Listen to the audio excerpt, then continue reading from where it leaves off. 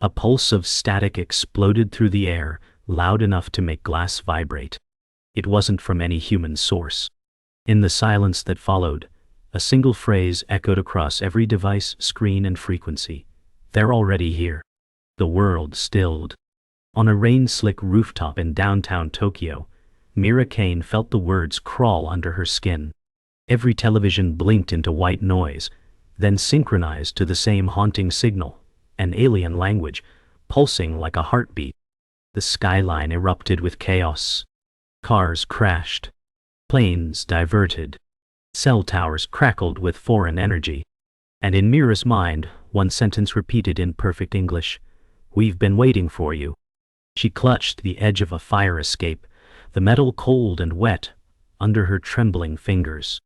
Sirens wailed below, but she didn't hear them. Something had changed. The air felt artificial, scripted, like the world had been holding its breath for this moment. And now, it exhaled. The chaos wasn't limited to Tokyo. Across the globe, the same words echoed. "They're already here." Mira raced down the fire escape as sirens roared louder, now joined by the low drone of distant aircraft. Streets were packed with people, staring at blank phones or screaming at the sky. But Mira moved with a purpose born not of fear, but of memory. Somewhere deep in her childhood, buried under years of silence, she remembered hearing those words. Not from the news, but whispered by her mother on her deathbed. "They're already here. You were never meant to be normal." At the time, she thought it was delusion. Now she wasn't so sure. Her fingers trembled as she unlocked a steel case hidden beneath her floorboards. Inside, old photographs, strange blueprints, and a keycard marked with a symbol she'd seen in the transmission. The past had caught up, and she was suddenly very, very awake. The signal hadn't stopped. Instead, it evolved. Screens now showed a flickering symbol, a double spiral ringed by star-like runes. Scientists on live broadcasts stammered through theories, but no answers came. Mira stood at the edge of a government-blocked zone, an old lab facility, long abandoned. Her keycard granted access without resistance. The interior was intact, untouched by time. Layers of dust over desks, monitors still active, files marked off-world. One room chilled her to her core. It contained a cryotube with her mother's name etched onto the side. Not deceased, stored, preserved. That's when she heard it again, not on screens this time, but echoing in the air itself. "You were never meant to be normal." The transmission wasn't just global. It was personal. As Mira stared at the cryotube, the lab's lights surged and failed. Emergency reds blinked to life. She pulled back as the walls shimmered, projected holograms displaying star maps, planetary alignments, and Earth marked as Nexus Point. A distorted voice filtered through the room. "Legacy confirmed. Host identified." The cryotube seals disengaged with a hiss. Mira backed away, panic overtaking her focus. Was her mother alive in there? Or was something else using her likeness? Before she could act, the wall behind her opened with a mechanical groan, revealing a chamber lined with alien armor and tools. Everything in her life, every oddity, every unanswered question, had led to this place. She wasn't just a survivor. She was a trigger. The air shimmered again. This time, something stepped through. Not physical, yet clearly there. A being of shifting light and fractured geometry hovered before her, its voice crystalline and genderless. "Awakening complete. Designate Kane. Threat probability variable. Awaiting engagement." Mira's instinct was to run, but something deeper, something coded into her veins, kept her grounded. She stepped forward. "What am I supposed to do?" she asked, voice barely audible. The being tilted as if studying her. "Survive, or surrender." The message was not a threat. It was a prelude. The alien form shattered into smoke. Alone again, Mira knew what came next. This wasn't an invasion. It was an invitation to war. Mira didn't sleep that night. She sat in silence, Clutching the keycard that had unlocked more than a facility, it had opened a chasm in her identity. Her mind drifted to the past. Her father's sudden disappearance when she was 10, her mother's warnings, the whispered names she never understood. But now, they made sense. Her family had been involved in something not of this world, and she was the legacy of that secret. She walked to an old metal trunk and opened it slowly. Inside, dusty journals, a half-burned photograph of her parents standing beside a sleek alien ship, and a note in her father's handwriting. Don't trust them. Not even the ones who look like us. Her hands trembled. The message wasn't from paranoia. It was preparation. She realized she was being watched long before she heard the knock on her door. It wasn't law enforcement. It wasn't human. The knock came again, 3 precise taps, too evenly spaced to be casual. Mira reached for the sidearm beneath her coat. She hadn't used it in years, but instinct guided her hand. She opened the door a crack. Standing in the hallway was a man in a pressed gray suit, skin pale, expression neutral, but his eyes weren't right. They shimmered faintly, as if reflecting light that wasn't present. Mira Kane, he said, you've accessed restricted information. You are now in violation of Treaty 7F. Mira stepped back. Who are you? She asked. He didn't answer. Instead, he stepped forward and whispered, they'll come for you soon. This is your only warning. Before she could react, he turned and walked into the stairwell and vanished mid-step into nothing. The hallway lights buzzed. Mira shut the door and locked every bolt. She wasn't dealing with something new. She was dealing with something old and buried deep in Earth's own system. The next morning, Mira traveled to the one place that still felt real, her mother's grave. A cemetery on the edge of the city, hidden beneath massive trees and fog that clung to the ground like memory. She knelt, brushing leaves from the stone. You lied to me, she whispered. Or maybe you tried to protect me. As she sat in silence, an old woman approached, walking stick tapping gently on the path. You're hers, aren't you? The woman asked. Mira tensed. Who are you? The woman smiled, eyes twinkling with both sadness and knowing. I used to work with your mother, in the beginning, before the treaties, before the silence. Mira's heartbeat quickened. She said they were already here, Mira whispered. The woman nodded. They never left, they just waited. Before Mira could ask more, the woman was gone, vanished into fog as if she had never existed. Mira stared at the empty path. It was all starting to blur, what was real and what was programmed. Mira returned home and sealed the windows, reinforcing doors with furniture. She activated an old secure device her mother once taught her to use, military-grade off-grid. Through it, she tapped into a buried archive, government documents long erased from public record. One file repeated the name, Project Omen. A string of reports detailed incidents, human subjects with abnormal memory patterns, abilities that defied physics, whispers of interbreeding. Mira scanned faster, her breath shallow. There were photos, too, one of her as a child, standing beside men in black uniforms with no insignias. Her name was listed under carrier probability, high. She slammed the laptop shut. Her childhood hadn't been innocent. It had been monitored, designed. She hadn't just stumbled into this war, she had been built for it. Outside, the city still moved, oblivious to the coming storm. Mira sat on the floor, knees pulled to her chest. She was unraveling, but also awakening.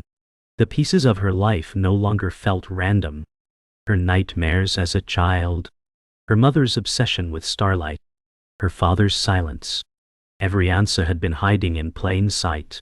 And now the burden of that truth pressed down like gravity. A message blinked on her device. They've activated the Huntress. You must not be found. No sender. No trace. Just those words. Mira stared into the window's reflection, watching herself change. Not physically, but fundamentally. She was no longer part of the human race as she had known it. She was something else. Something hunted.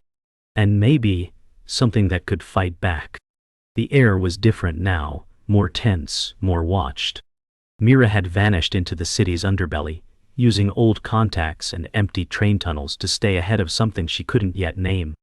She reached out to one person she still trusted, Julian Cross, an ex-intelligence officer who owed her mother more than just loyalty. When she found him in a crumbling fallout shelter beneath an abandoned theater, he didn't ask questions. "They activated her, didn't they?" he said before she could speak. Mira nodded. Julian's face darkened. "The Huntress doesn't leave survivors." He pulled open a wall safe and handed Mira a disc. "This has everything your parents fought to bury. Proof that the aliens didn't come here to conquer. They came to complete an arrangement. And your family? You were their leverage?" Mira looked down at the disc. It wasn't just information.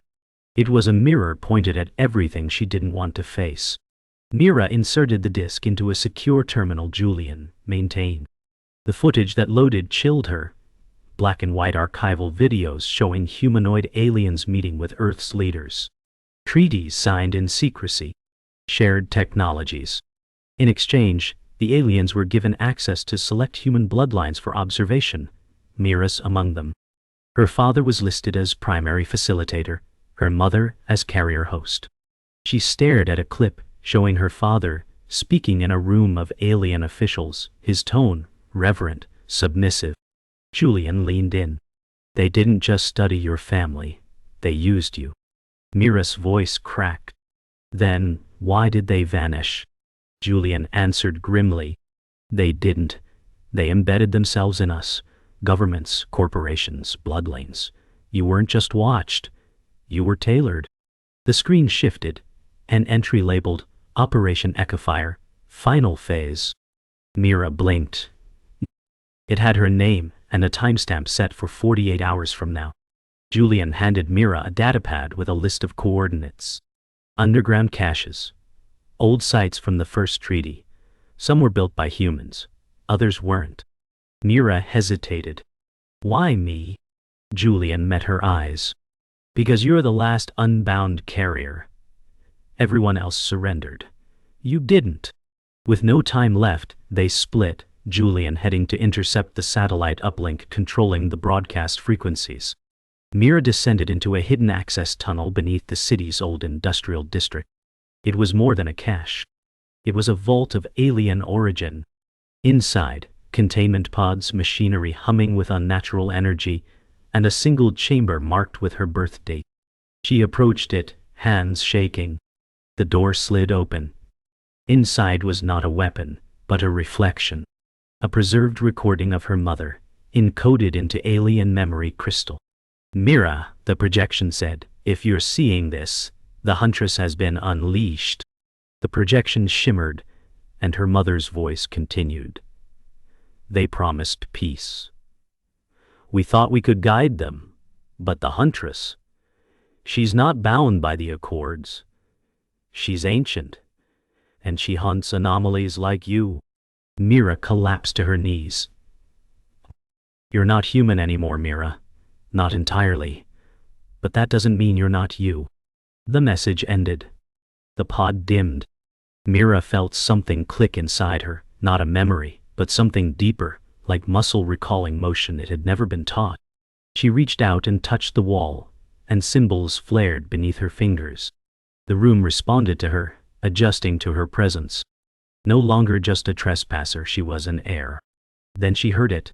Footsteps. Fast. Too fast. Something had found her. Mira grabbed the memory crystal and ran toward the exit as a high-pitched, unnatural screech echoed through the corridor behind her. She emerged from the tunnel into a flooded metro station, heart-pounding, rain soaking her through a gaping ceiling above. But it wasn't the weather that stopped her. It was him. Liam Tran, her oldest friend, the one who'd vanished 6 years ago. "Liam?" she breathed. He smiled, but it didn't reach his eyes. "You always were stubborn," he said. "But I hoped I wouldn't be the one sent for you." Her blood ran cold. "You're one of them." He nodded slowly. "Not by choice. I was activated like the others. But I remember you. That's why I'm giving you a chance to walk away." Mira stepped back, rain plastering her hair to her face. "No," she said, voice iron. You gave me that chance 6 years ago. I'm done running. Liam's eyes flickered silver. Then, I'm sorry. The lights above shattered as he lunged. Mira rolled hard across the slick metro platform, barely dodging Liam's strike. Sparks exploded from the shattered lights above. He moved like liquid metal, inhumanly fast, inhumanly precise. You've changed, he said as she backed toward the stairwell, one hand gripping the memory crystal. So have you, she replied.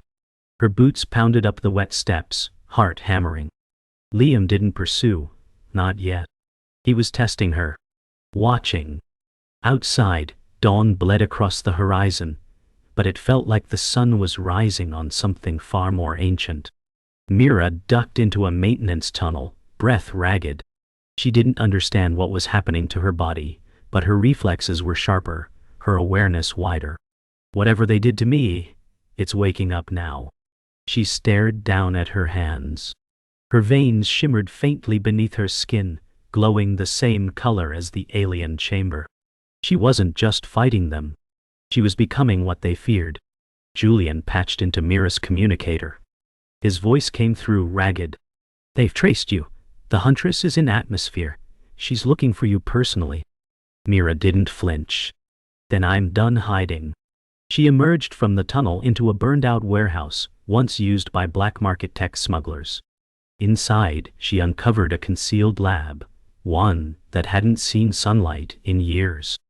Holograms burst to life around her, alien schematics, star maps, and, shockingly, a rotating model of Earth with nodes pinpointing human collaborators. Names lit the screen.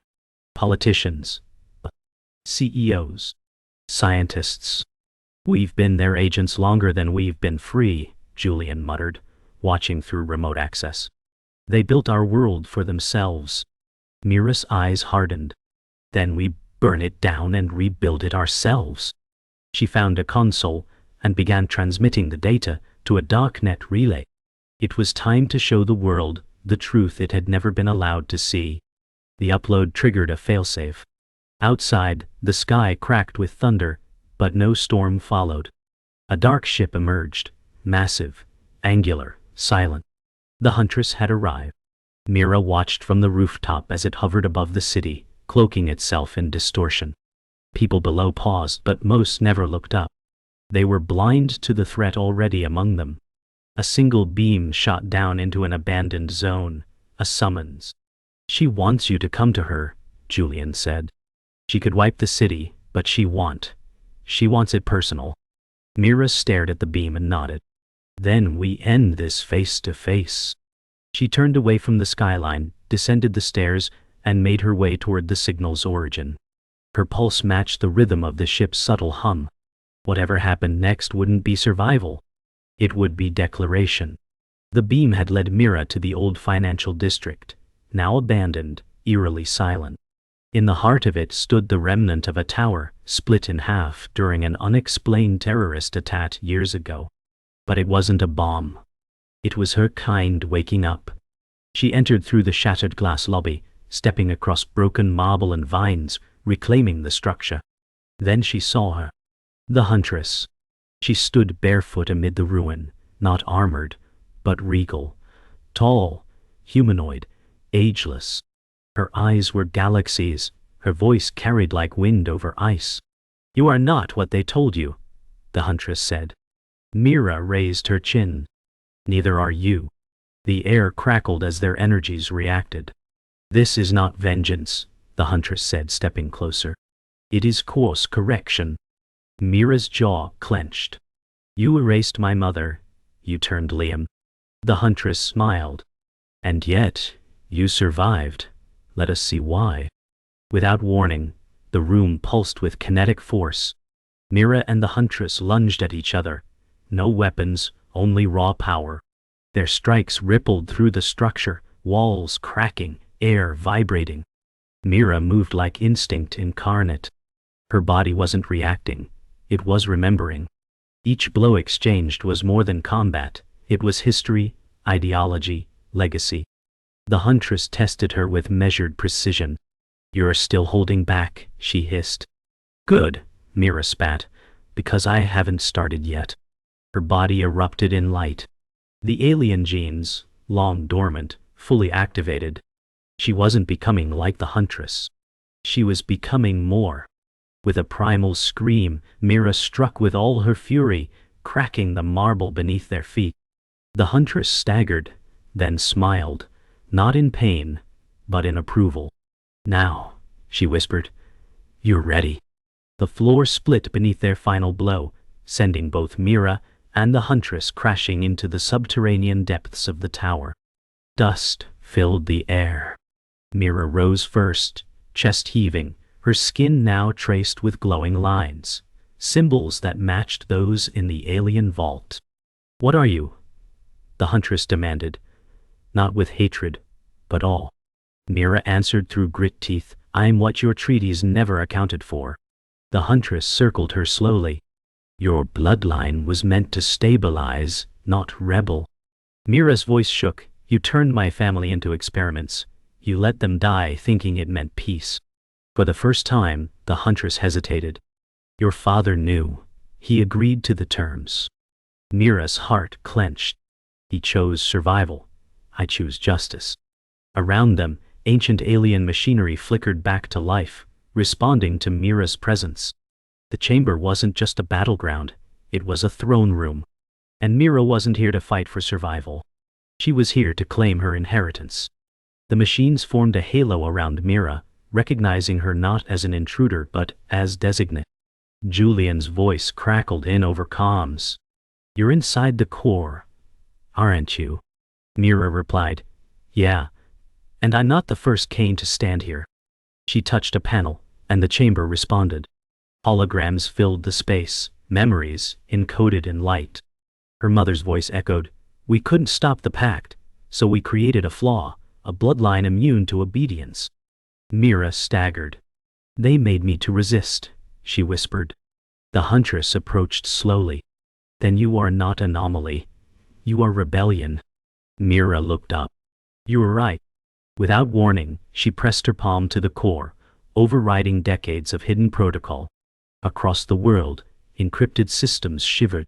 Silent alien watchers, hidden for generations, were exposed in real time. You're ending the silence, Julian gasped. Mira nodded. No more shadows. The fallout was immediate. Around the globe, human collaborators, politicians, tech moguls, even military leaders, were revealed in synchronized data leaks. Panic erupted in government halls. Streets filled with confused, angry people. But, amid the chaos, hope bloomed. Whistleblowers stepped forward. Protests surged. And somewhere in the Pacific, an entire alien outpost detonated before it could be claimed. Julian regrouped with Mira in an isolated monitoring station. The world's awake now, he said. Mira sat in silence, staring at live feeds of cities pulsing with unrest and revelation. They'll come harder now, she whispered. The ones behind the Huntress, they'll retaliate. Julian handed her a relic, an ancient device her father once guarded. Then let's give them something to fear. Mira stood slowly, her silhouette sharp against the monitor's glow. She wasn't a fugitive anymore. She was the first free voice in a war that had always been silent. The Huntress didn't return to space. She stood beside Mira now, not as ally, not as enemy, but as witness. You've broken the cycle, she said. But you've made yourself a beacon. Mira looked at her, weary but burning with clarity. Let them come, this time they'll see us standing. The Huntress extended a palm, revealing a map, not of Earth, but of the stars. They were not the only ones watching, and you are not the only carrier. Others will awaken. Mira studied the map.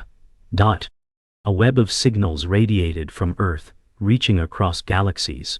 What is this? She asked. Proof, the Huntress said, that your war is older than your world. Mira closed her eyes. She'd awakened humanity, but also invited attention from forces far older, far colder. Still, she felt no fear, just purpose. Then I'll find them, she said. And I'll make sure we're ready. The world was changing fast. Truth could not be unlearned. Mira returned to the rooftop where it began, overlooking the same skyline, but everything felt different. The air was heavier. The sky clearer. People below were no longer in the dark, but what they'd learned would haunt them. Julian's voice came through one last time. The signal you triggered, it's spreading beyond Earth. Mira looked to the stars. Let it. Behind her, a figure stepped from the shadows. Liam. He didn't attack. His eyes flickered human again, if only for a moment. I remember, he whispered. Mira nodded. Then, fight it. She turned back to the sky. A faint ripple shimmered in the atmosphere. New ships on approach. The war wasn't over. But Mira was no longer alone. She placed her mother's crystal around her neck. Time to answer the galaxy, she said. On our terms. The world was on edge. In cities across continents, chaos gave way to urgency. New governments formed overnight. Populist, decentralized, angry. Meanwhile, alien outposts once dormant flared to life, their cloaks disabled by Mira's signal. Some humans rallied behind her, calling her a liberator. Others feared her, convinced she had triggered Armageddon. Mira stood before a group of independent military commanders gathered in an abandoned observatory. Julian spoke first. You have to choose, Mira. We can build defenses, or we can hit first. Mira paced, her reflection flickering across dusty monitors. If we attack, we lose what makes us human. But if we wait, we die on someone else's terms. One commander, battle-scarred and defiant, leaned forward. So what do you propose? Mira turned slowly. We don't pick a side. We become one. A new kind of resistance. She wasn't offering hope. She was demanding it. The Huntress stood at the cliff's edge, watching the alien sky distort above the sea. Mira joined her, silent. For a moment, they were two beings not speaking as enemies, but as survivors of truth too large for either of their species. You still fear what you are, the Huntress said. Mira didn't respond immediately. I fear what I might become. The Huntress looked to the horizon. Fear kept your kind alive. Now it must do more. It must evolve. Mira turned to her. Why help me? The Huntress exhaled, a sound like wind scraping crystal. Because even the obedient remember what it means to defy. Mira watched as a fleet of shapes began to break atmosphere far in the distance. They're early, she muttered. The Huntress nodded. They see your light, and they're coming to extinguish it. Mira's eyes narrowed. Then we burn brighter. Back at the resistance base, the world was holding its breath. Mira stood before an interface that had once belonged to her father, a massive alien device only she could operate. It hummed, alive under her touch. This controls the orbital relays, Julian said. We can intercept communications, maybe delay them. Mira didn't move. Or use it to broadcast a message of our own. She stared into the glowing core. It reacted to her blood, her voice, her thoughts. Mira's reflection appeared, eyes glowing, hair floating slightly from the energy pulsing around her. They always spoke for us, she whispered. Now we speak for ourselves. She pressed her hand against the core and closed her eyes. To every species watching, we are not your experiment. We are not your tool. We are human. And we are awake. Across the galaxy, dormant receivers lit up in reply. The message did more than resonate. It provoked. One of the ships orbiting Earth broke formation, diving toward the resistance base. Mira and her team barely had minutes. Julian barked orders while tech scrambled to power shields, long buried. Mira stood her ground as the Earth shook. A beam fired, cutting through the treetops, missing the base by meters. They want to scare us, she said calmly. Let them try harder. The Huntress joined her at the platform. This is not their first extinction attempt. It may be your last. Mira nodded. Then I'll make it count. She extended her hand. The interface behind them surged. A hidden turret rose from the mountain. We're not helpless anymore. The Huntress watched her carefully. Your instincts betray your creators. Mira smirked. That's the point. The ship banked again. This time, Mira didn't wait. She fired first. The blast hit the ship square in its underbelly, forcing it to retreat, but it didn't go alone. The retaliation was instant. Energy pulses rained down across the forest perimeter, exploding trees into ash. Mira was thrown backward, crashing into debris. Her vision blurred. A voice echoed in her head. Not human, not alien, but ancient. You are not weapon, you are will. She crawled toward the console. Blood streaked her arm, but her hands found the surface again. Julian's voice broke through the static. You have to fall back. Mira growled. Not yet. She activated the deep systems. The ones her mother never showed anyone. Massive plates beneath the base shifted. From the mountain's core, a defense grid, older than modern civilization, rose. It was not Earth-made. Mira stood once more, eyes blazing. You want to erase us? She whispered. Come and try. Smoke curled around Mira as she stood at the edge of the mountain's breach. The defense grid had held, for now. The alien fleet hung above like black stars, no longer probing but observing. They're waiting, Julian said, limping to her side, his arm bandaged. For what? She asked. To see if you're a fluke or a threat. Mira stared into the clouds, where hundreds of unfamiliar signals pulsed beyond visual range. She felt it again, that hum inside her blood, not painful now, but powerful. The Huntress reappeared behind her. You've awakened the Council, she said flatly. They will come. Mira didn't look back. Then they'll find Earth standing. The Huntress tilted her head. You're not standing alone anymore. Mira glanced at the command screen. Dozens of new human signatures had activated, emerging from the shadows. They were like her. Not normal. Not submissive. She exhaled. The war was never over. But now, it was hers. Deep beneath the Earth's crust, an ancient chamber long sealed by alien builders came alive. Mira stood at its threshold, alone. The walls pulsed with language, not written, but resonant, alive. This wasn't just tech. It was memory. Her presence completed something left unfinished. It's a beacon, Julian said through comms. But it's also a door. Mira stepped into the center as the room responded, revealing a holographic council chamber. Not real, but linked across space. She saw them, beings from dozens of systems, some humanoid, others pure energy. One spoke. You carry unauthorized convergence. Mira raised her chin.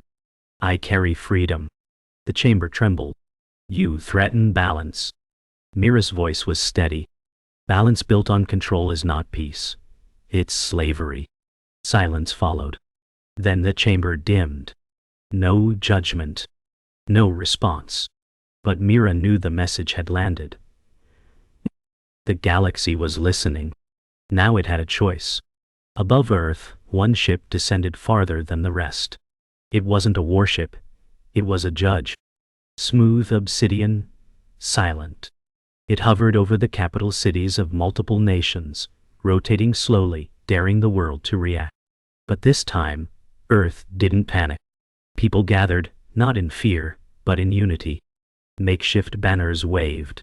Broadcasts spoke one name, Mira Kane. In the Resistance Command Center, Mira watched it all unfold. They're testing our resolve, Julian said. Mira replied. Then let's show them something undeniable. She activated a feed, speaking directly to the ship. You see Earth as a variable, but we've decided what we are. We're not your subjects. We're not your mistake. We're the beginning of something new. The ship paused, then began to rise. It did not attack. It simply vanished into the clouds. Mira exhaled. She had not won. But for the first time, they had backed down. The Huntress approached Mira one final time. You have done what I never could, she said. Mira turned to her. You could have chosen differently. The Huntress nodded. Perhaps, but I was built to enforce. You were born to resist. Mira watched her closely. So what now? The Huntress handed her an obsidian shard, a key of some kind. This will take you to what comes next. There are others, scattered, dormant. Your voice will wake them. Mira took it gently. Will you stay? The Huntress looked to the stars. My time here is ending, but yours is just beginning. Without another word, the Huntress dissolved into light. No death, just return. Mira stood alone, yet she didn't feel alone anymore. The galaxy had changed shape. Earth was no longer a silent corner of space. It had become a signal, a question, a challenge. Silence returned. Not peace, just the stillness after storm. Mira stood in a darkened room, watching the stars through a wide-open skylight. The shard pulsed in her palm, waiting. Behind her, humans trained in open fields, now aware, now ready. She whispered, "The truth has a price." Outside, children pointed at the sky where the stars moved unnaturally, shifts only those who'd seen would notice. A low-frequency hum began, deep, ancient. Not a threat, a resonance. The galaxy was stirring. Mira donned the last piece of armor from the alien vault, her mother's design. She stepped out beneath the stars, no longer hunted, no longer hidden. "This isn't over," she said to no one. "It's just the beginning." A ripple passed through the sky, an arc of starlight forming a path. Mira stepped toward it. Earth had answered the first question. Now came the next.